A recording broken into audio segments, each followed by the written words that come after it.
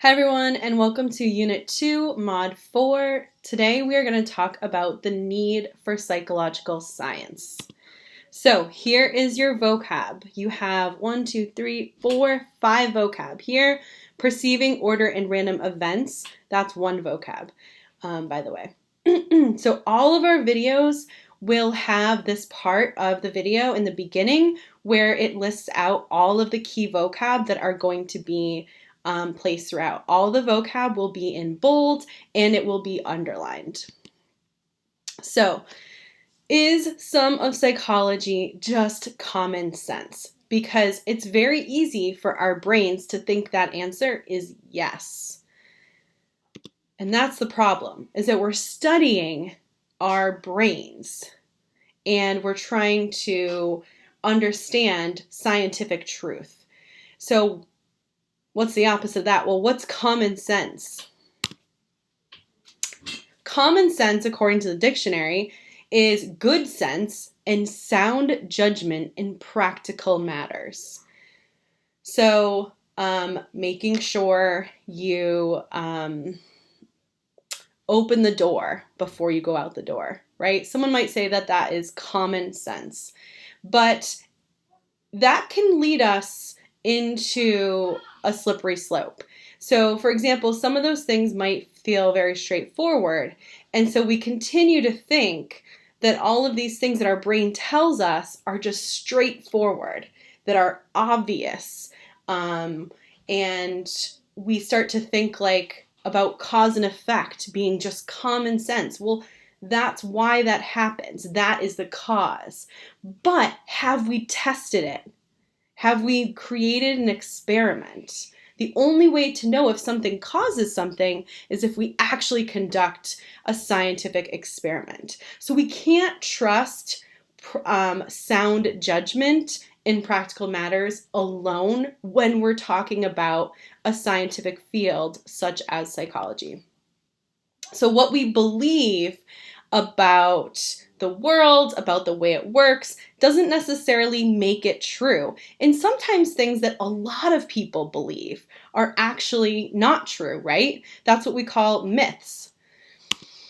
So we are biological, we are sociocultural, and we are psychological, our mind. And all of those things, our culture, our society, our biology, and our brain, they all influence us to make us think certain things all the time. So we can't trust our brains to study themselves. What is psychology then? This is a review from Unit 1, but psychology is the scientific study of individuals and their mental processes and behaviors. So, thinking about that scientific study, if we are not careful and we go down that slippery slope of things like common sense, we might fall victim to something called hindsight bias. Hindsight bias is a tendency after an event has occurred to overestimate the extent to which the outcome could have been foreseen. So it's really about looking at something after it happens and saying, I knew that, right? A clear example that a lot of you might relate to is the idea of a Monday morning quarterback. So the game's over, right? The Patriots were losing, and it was the third quarter, and they were losing bad. I think you might remember that Super Bowl. And then they make this miraculous comeback. So the next day, people are like, oh, I knew they were going to make it. When really, they really didn't know that they were going to win that Super Bowl. There were probably many moments throughout that game where they were very worried, where they were probably even saying, this isn't going to end good, right? And then when it all ends good, they're like, oh, you know those Patriots, they love to really kick it into gear in the third quarter. So that idea that we know the answer because it's sitting right in front of us, the Patriots won. Oh, I knew they were going to. That is hindsight bias. And we can't trust that because when we test our hindsight bias, we find that we're often wrong. So another thing that goes into this problem of trusting our brains is something that our brains also do, known as overconfidence. Overconfidence is our tendency to be more confident than we are actually correct.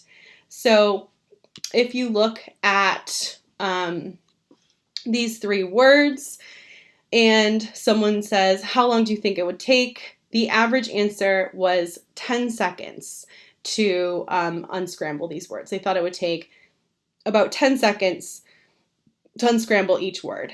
Now, what ultimately happened was it took them about 3 minutes to unscramble those words. So you can even pause here yourself and try to unscramble these, and I'll tell you in class what the answers are. But yeah, people tended to be overconfident for, especially for difficult tasks. That test is going to be easy. They're overconfident. They don't study enough. And then they end up doing really bad. And they're like, oh my gosh, I don't know. I thought I really knew that stuff. It's sometimes even the more you think you are just solid, you know everything, the worse the outcome can be. So we need to use an empirical approach, not our intuition or our gut instinct. Again, humans like to follow what they think is intuition. They like to find meaning and order and things that are often just random. So we have to test those theories. We actually have a part of our brain that is specific to helping us see faces. And so we actually see faces in things that are inanimate objects. If I said a car has a face,